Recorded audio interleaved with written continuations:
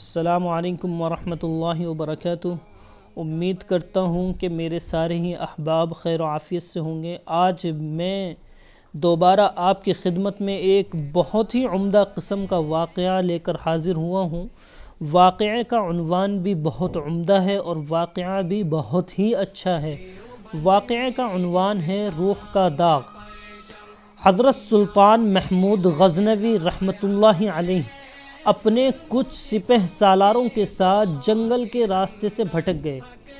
عصر سے وقت تیزی سے سورج ڈھلنے کی طرف گزر رہا تھا۔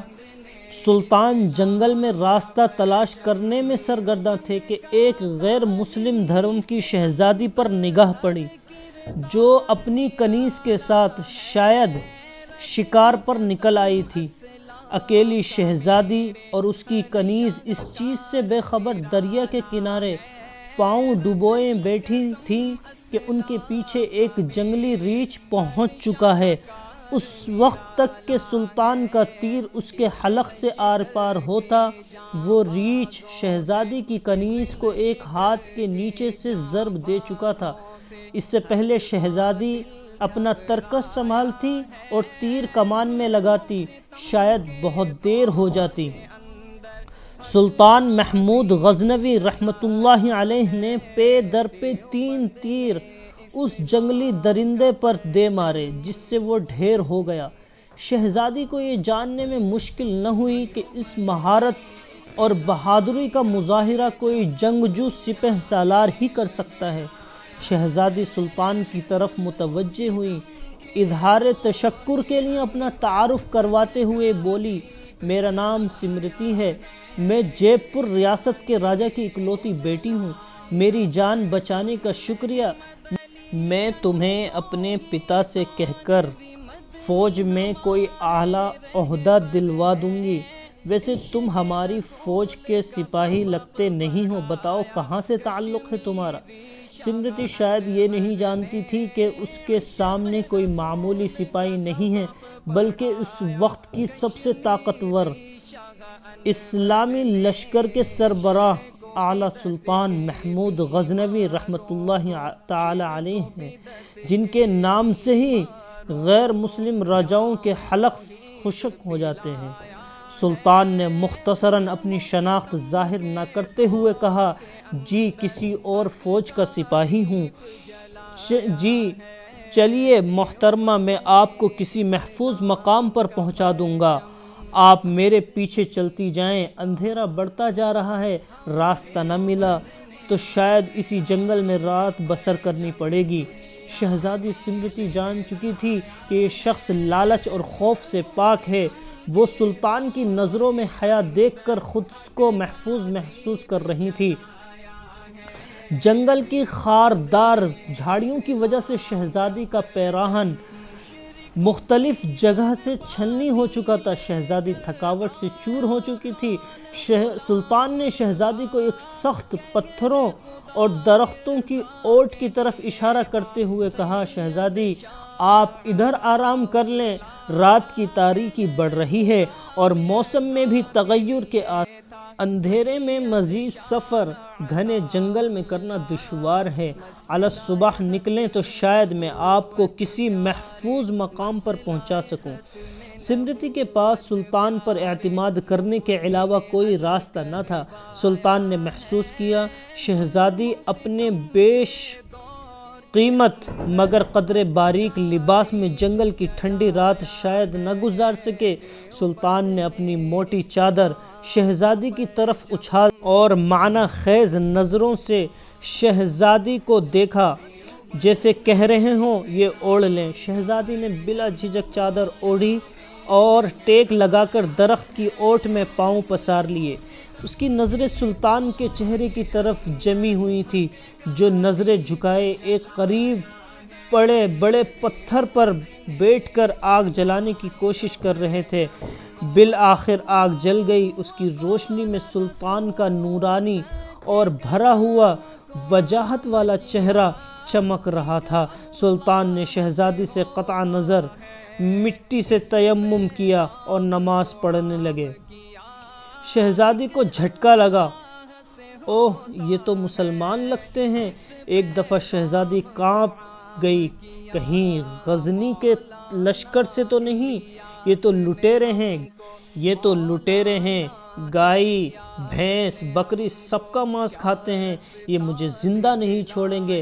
لیکن اگلے ہی لمحے شہزادی اب تک اس کے ساتھ گزرے وقت کو یاد کرنے لگی۔ اگر یہ اتنا ہی سفاک اور ظالم ہوتا تو یہ مجھے ریچھ سے نہ بچاتا۔ نہ چاہتے ہوئے بھی شہزادی کا دل پھر سے اطمینان و یقین سے بھر گیا۔ سلطان نماز کے بعد دعا کرتے وقت زاروں قطار رونے لگے۔ روتے روتے سلطان نے اپنے خنجر کی نوک اپنے پاؤں کے انگوٹھے پر رکھ کر اس کو دبا دیا۔ شہزادی دیکھتی رہی کہ یہ جوان مرد مجھ سے گفتگو میں بے تکلف نہیں ہونا چاہتا۔ علی الصبح سلطان نے شہزادی سے کہا، اب ہمیں نکلنا چاہیے۔ کچھ دور جا کر سلطان کو ایک سفید پتھر پڑا ملا، جو سلطان کے سپاہی نشانی چھوڑ گئے تھے کہ راستہ اسی طرف ہے۔ یہ اس زمانے کا ایک طریقہ تھا کہ جنگل میں پتھر چھوڑ جاتے تاکہ پیچھے آنے والا راستہ جان سکے کہ گزرنے والا کہاں سے گزرا ہے۔ بالآخر شہزادی اور سلطان ایک ہموار راستے پر پہنچے۔ کچھ دور ایک چھوٹے سے گاؤں کے آثار نظر آ رہے تھے۔ سلطان نے کہا کہ یہ آپ کی ریاست کی حدود کا ہی گاؤں معلوم پڑتا ہے۔ شہزادی ہاں دیکھتے ہیں۔ گاؤں پہنچنے پر شہزادی نے گاؤں کے مکھیا کو بلاوا بھیجا۔ مکھیا اپنے کچھ ساتھیوں سمیت حاضر ہوا۔ شہزادی نے کہا، ہمیں 2 برق رفتار گھوڑے دیے جائیں اور کچھ خشک اناج اس سپاہی کو دیا جائے۔ شہزادی نے سلطان سے کہا، اجنبی ہمیں بہت حیرت ہوئی تم پر، آخر تم کس مٹی کے بنے ہو؟ ساری رات تم اپنے خنجر سے زخم کریدتے رہے اور میری طرف کوئی توجہ نہ دی۔ تم چاہو تو ہمارے ساتھ محل میں چلو، ہم تمہیں انعام و اکرام سے بھر دیں گے۔ کہ اپنی جان بچانے کے بدلے میں سلطان نے گھوڑے پر سوار ہو کر شہزادی سے کہا، شہزادی صاحبہ، زخم اس لیے کریدتا رہا کہ آپ کا حسن میرے ایمان کو زد نہ پہنچائے اور میری توجہ میری درد کی طرف رہے، آپ کی طرف نہ بڑھے۔ شہزادی نے کہا، کیا تمہیں یہ موقع گنوانا چاہیے تھا کہ ہم سے خلوت میں ملاقات کے لیے لوگ اپنی ریاستیں دستبردار کرنے کو تیار ہیں؟ سلطان نے کہا، شہزادی میں مسلمان ہوں اور محمد مصطفیٰ صلی اللہ علیہ وسلم کا غلام ہوں۔ میری نظر آپ کے جسم پر نہیں بلکہ خود میری اپنی روح پر تھی۔ شاید میرے جسم سے گناہ کا داغ دھل جاتا، لیکن میری روح پر اس گناہ کا داغ لے کر میں اپنے نبی پاک صلی اللہ علیہ وسلم کے سامنے کیسے پیش ہوتا؟